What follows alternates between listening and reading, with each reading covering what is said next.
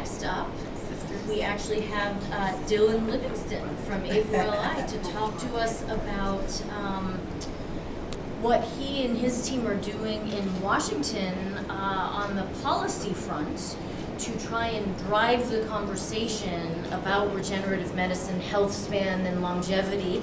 And we'll be working on a legislative agenda, so I encourage everybody here to stay for this next presentation, because you may find yourself wanting to partner with Dylan, who is someone that Bernie and I definitely partner with. And as Adrian said, we need youth involved in this conversation, and it's amazing that we have you, Dylan. So thank you. I'm going to move some of these stools out of the way. Do you want one stool? Or you want to stand? I'll stand. You just want to stand? Okay. I've been sitting a long time Just so today. you know, end up tripping on it or something. All right. Well, I just want to say that was a touching discussion right there, and definitely something tough to follow up. But I want to say that I will do my best, and I'm looking forward to speaking with you all after this conversation. So thank you all for joining today. My name is Dylan Livingston. I am the founder and CEO of the Alliance for Longevity Initiatives, or A4LI for short. Today I'm going to go over what A4LI has accomplished since our launch last year, and what our vision is to create lasting change for the longevity industry and the longevity mission in America. A4LI is a 501c4 nonprofit organization, and we're set up this way so we can be politically active. A4LI's mission is to promote and advance legislation and initiatives that seek to increase healthy human life expectancy in the United States. We are deeply committed to advocating for the longevity and regenerative medicine communities because we believe they have the potential, these industries have the potential with the right investment to drive massive gains in healthy life expectancy. But no matter what the initiative is, no matter what the cause is, we are going to push for any piece of legislation, any policy proposal that seeks to do just this, increase or extend healthy human life expectancy. Our flagship achievement since our launch in January of 2022 is advocating for the formation of the Longevity Science Caucus in the House of Representatives. This is really more of a testament to this field's growth and evolution, right? 10 years ago, this was not really a possibility, and now we're at the point where this field is mature enough to warrant specialized advocacy in Congress. So I'm really happy about that. And really, this caucus is a collaboration between politicians from across the aisle. And it really should be that way, right? Longevity and health are things that shouldn't discriminate based on your political background or your ideology. The caucus is made up of 5 members of Congress, soon to be 6. The co-chairs are Democratic Congressman Paul Tonko from New York's 20th Congressional District, and Republican Congressman Gus Bilirakis from Florida's 12th Congressional District.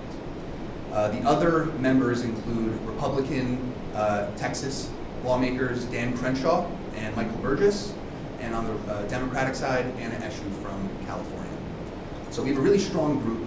All 5 of the people I just mentioned are on prominent and influential committees, and I feel really confident that this group can advocate for our interests, this industry's interest, and this mission over the next coming years.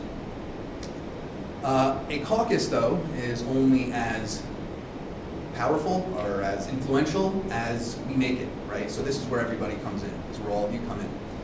If you support the Longevity Science Caucus and the idea of a specialized group in Congress set up to promote legislation to increase healthy life expectancy, you should let them know. The strength of this caucus depends on all of you letting them know that you support what they're doing. So I highly recommend reaching out, letting them know that you appreciate their commitment to this field, and they will be a lot more encouraged and engaged with this effort.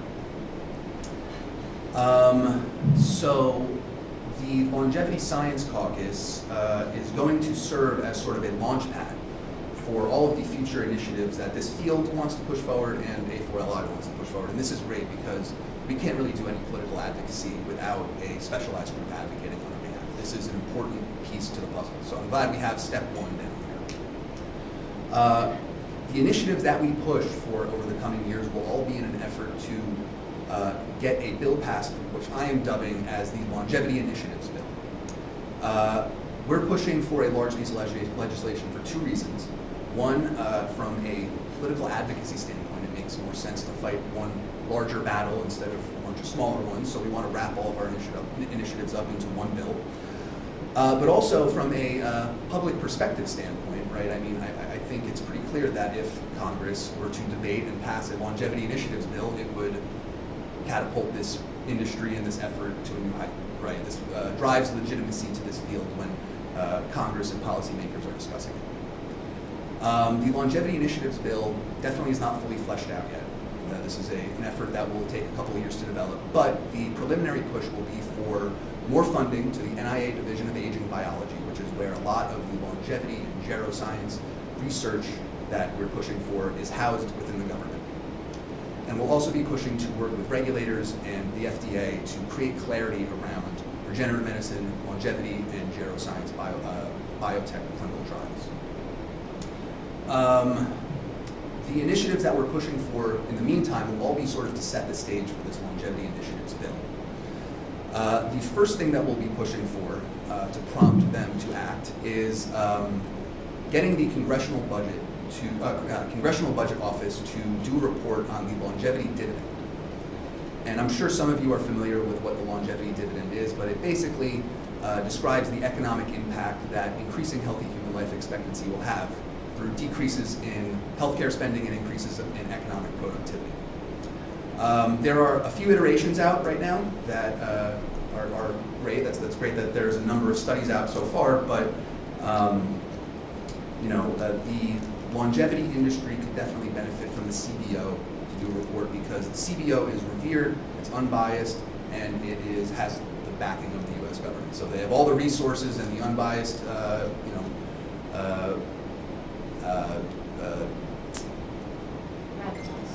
yes, thank you, Melissa. Gravitas to get this done and really elevate the longevity mission in the eyes of the public. The Congressional Budget Office report will be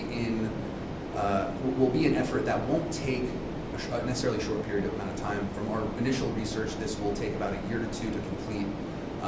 We'll be working, though, off of the existing iterations of the longevity dividend argument to accelerate and expedite this process. From J. Olshansky and Andrew Scott, you probably saw the Andrew Scott iteration in one of the past presentations. But the bottom line is the longevity dividend in pretty much every report that's been done about it shows that trillions of dollars in GDP stand to be added to our economy through just 1 year of extra life expectancy, healthy life expectancy. So it's really quite powerful. It's a really quite powerful economic analysis, and it's something that Congress needs to be aware of and push for because Congress is the one who has the ability to act on this. So, two reasons though for why the CBO report will be important. First, obviously I said before, the longevity initiatives bill will raise this field in the eyes of the public, and so this CBO report will serve a similar function.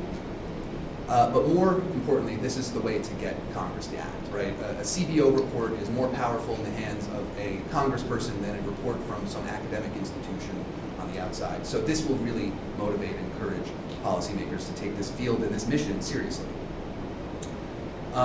We'll be engaging with the Longevity Science Caucus and various budget committees to get this done, to approach the CBO. Like I mentioned, 2024 is when we're hoping to get this done, but we have a lot of things that we want to do in the meantime to move this field forward, engage with more policymakers, grow the caucus, and generally raise this profile in the public sphere. One of the big things that we'll be working on during our time that this takes to get the CBO report done is we want to work with ARPA-H to establish a relationship with that office because we believe longevity, regenerative medicine needs to have a home in ARPA-H. I'm sure all of you are familiar with ARPA-H. It's the Biden administration's moonshot initiative to cure cancer, but if you really look at the government website, you'll see, and I'm gonna pull up the exact words here, it's, according to the official government website, it's to support transformative biomedical and health breakthroughs, which obviously should not stop at just cancer. That should include regenerative medicine projects and it should include longevity projects. So, and considering this is the first year of ARPA-H's creation, it's absolutely crucial that we set the precedent that longevity in regenerative medicine has a home in ARPA-H. So our goal this year, by the end of 2023, we want to get at least one program manager in ARPA-H with a longevity background, with a longevity project, a longevity focus. This is obviously a small goal, but we believe that with the 30 program managers that will be chosen this year, having 1 out of the 30 is a good start, and we need to build on that year over year. ARPA-H really is for the most transformative, right, as the official website says, the most transformative biomedical breakthroughs, and so we need to, as advocates, push for that. Also, I do want to say that A4LI, will, like I mentioned, will be working to establish this relationship, and we have a very strong connection with the SU office because of her connection to the Longevity Science Caucus.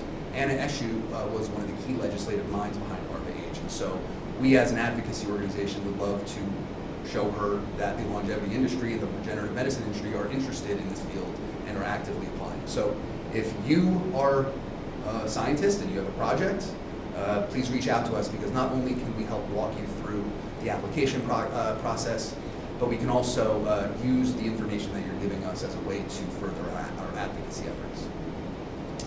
Another initiative that we are pushing for is the establishment of the advanced approval pathway for longevity medicines.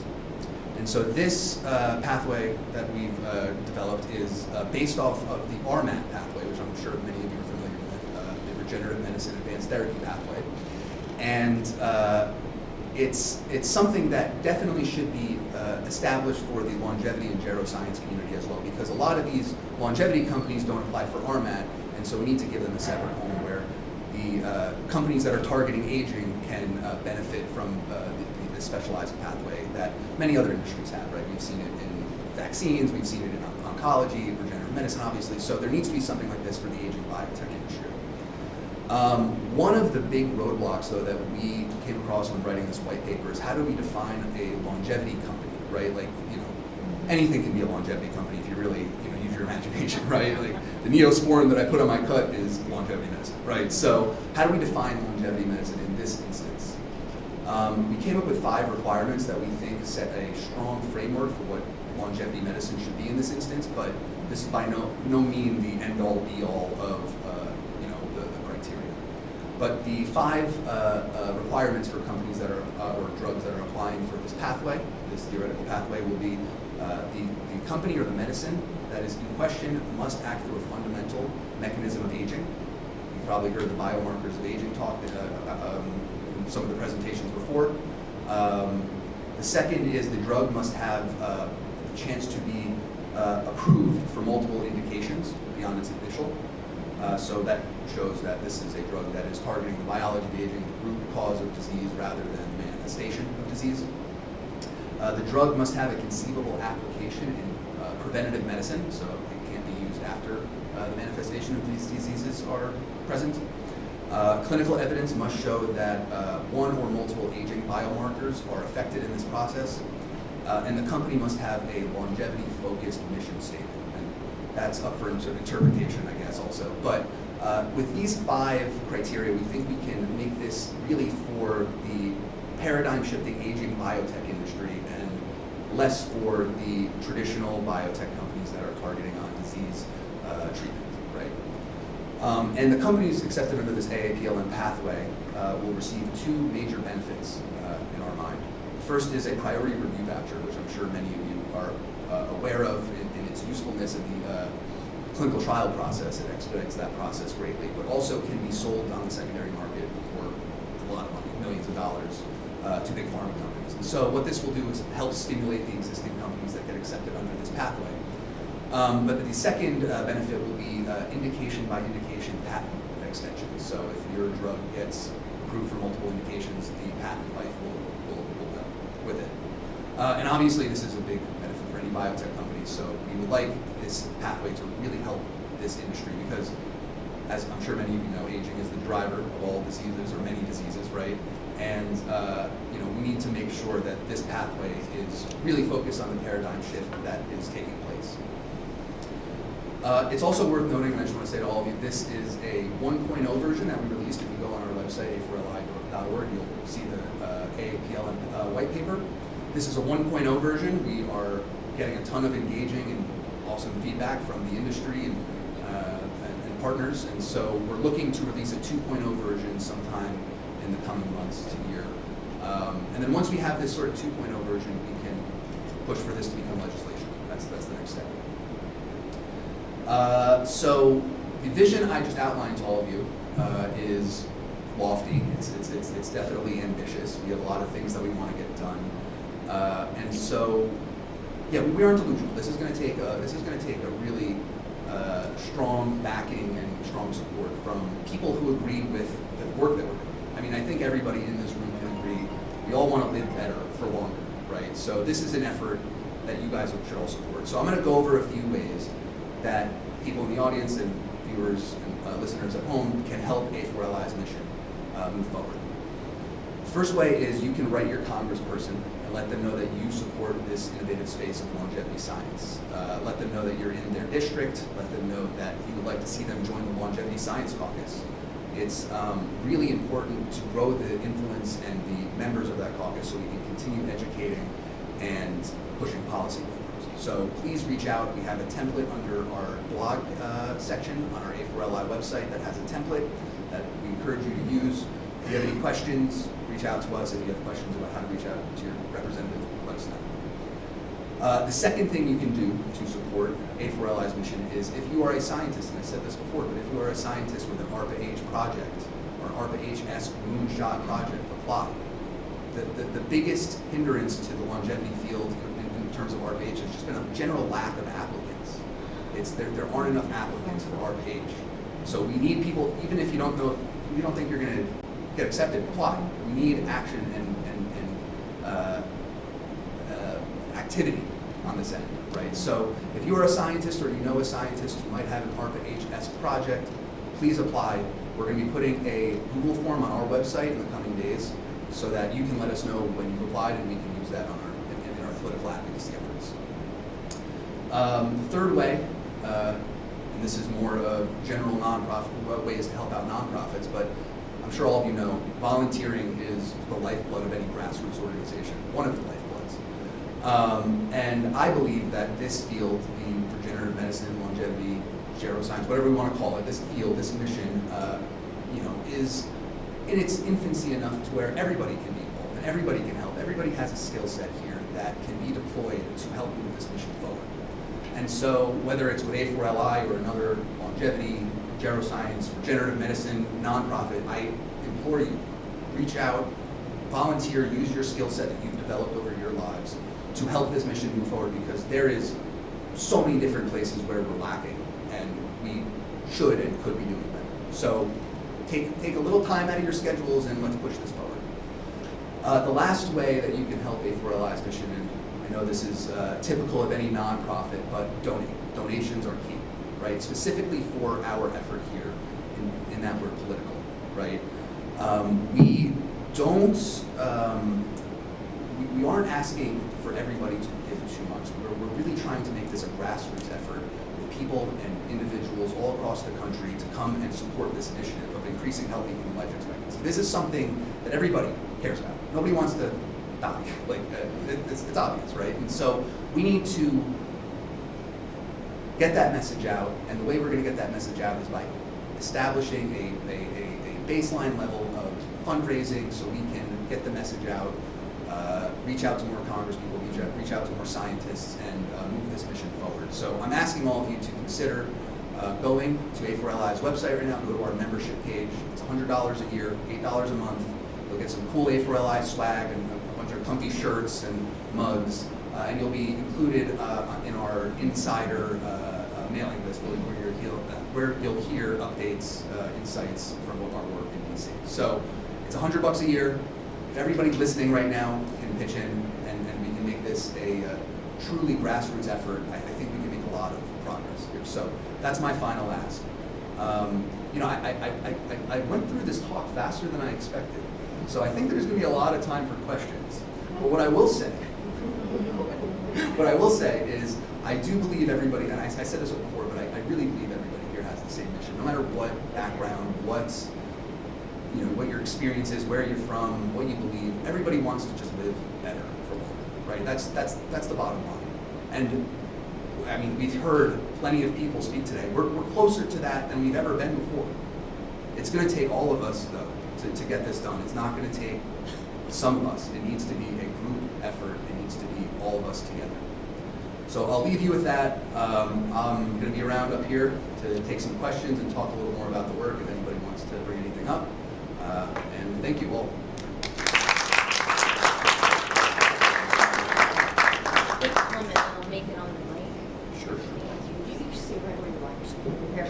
So you heard Dylan talking about ARPA-H, the Advanced Research Projects Agency for Health.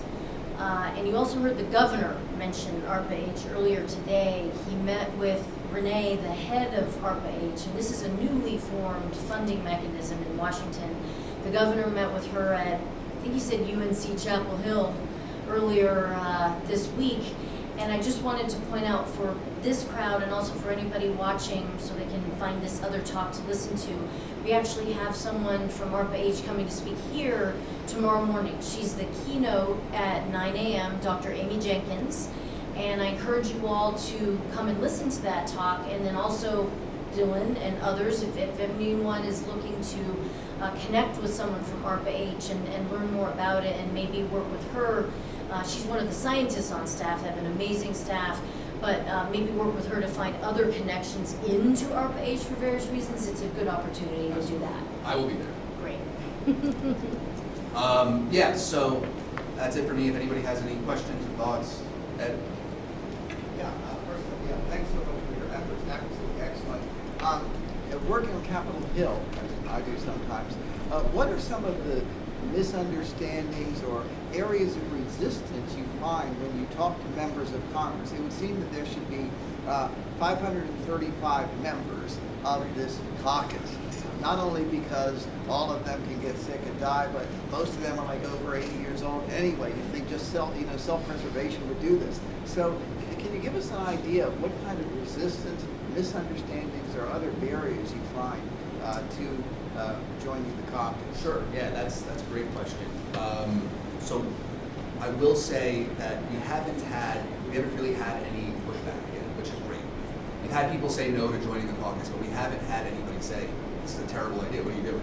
Because it's not a terrible idea. It's a good idea. So that's great news, right? We haven't experienced any real pushback. The longevity industry has a bunch of, or this aging biotech industry has a bunch of counter arguments to their arguments, right? That everybody in the field kind of practices responding to. I haven't experienced any of those counter arguments yet, so that's good. What I will say though is the reason that we targeted the Congress people we did was because of generally their geographic location, right? Anna Eshoo, for example, is in Stanford's congressional district, right? So she obviously has a strong constituent tie to this field and has a reason to be a leader in the field, right? I will say our future caucus growing efforts will be to target those Congress people with a lot of constituent activity in their districts, other places in California, Boston, New York. But this really shouldn't be an effort that is located in these little hubs of the country. This should be something that everybody cares about, right? Well, what I will say is there are other health issues in other parts of the country that make it so that they can't focus on chronic diseases and aging, right? Like for example, the opioid crisis was one of the kind of not counter arguments, but one of the things that a member of Congress told us was his main focus in healthcare. So there are competing interests, right? But nobody said no. Nobody said this is a bad idea. That's good. That's good news. Yeah. Any other questions? Sure. Any other questions? Excuse my ignorance here, but I'm really curious on this question. What's the interrelated nature between a nonprofit that's operating in Washington and what you're doing, and lobbyists that are more in commercial interest? And is there a longevity of any longevity companies lobbying?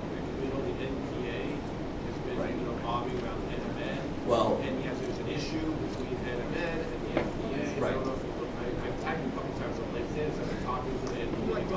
Right, yep. And I know that Dr. Cottonpan actually wants to talk here, or Francesca Beckman. Yeah, I think so, yeah. National Products Association, but I'm just wondering, like, how does that all interrelate, right? Because there's a longevity industry, there's a research component, there's a nonprofit component, and it's like, you mentioned I believe we all gotta work together, so how do we make that happen? That's a great question. So Can you repeat the question, please, for the video? the question was generally how do nonprofit organizations, lobbying organizations, coincide with commercial interests and the related community, right? So, like, yeah, as well as, I guess, members of the general public, like, how do we all get on the same page? Sure. So that we Well- get lawmakers to understand, like, this is bigger than we think. Right. Well, one, we need to grow the field to actually bring more individuals into this mission, I think. The fact of the matter is I go to these conferences all the time and I've seen like the same 10 things. I've seen, everybody's, the field is small, right? The field is small. We need to grow the field. So that's one thing. Before we can really get to that point where there's critical mass to make them pay attention, right? I think we need to grow the field more. But that's what A4LI was supposed to, is supposed to be. That's what our goal is here. A4LI is a 501c4 nonprofit organization, like I mentioned that before. And so that allows us to lobby and be political, right, to a certain extent. And when I started A4LI, I got my inspiration, unfortunately, from the NRA, which is anti-longevity, I know, in a lot of ways. Well, in terms of running a successful organization. Right. Well, they also are a 501c4 organization. They are a C4. And they are also sort of the industry group for the gun rights. They are. Right? So, So, is a 501c4, these commercial entities could also donate for lobbying purposes? Yes. That's the differentiator there? Mhm. I yeah. But yeah, the goal of A4LI in the future is to, one, grow public interest, as I've said a number of times. But really, the field is too small, right? That we need to grow the amount of people who care about this. So yeah, once we get to that point, I'm sure we'll be able to really make policymakers think. Yeah, that's what it's all about. That's what it's all about there. You're getting it done. Exactly. Any other questions? Any other questions for Dylan? I need All to- right, thank you. All right. Thank you so much. Thank you. Okay.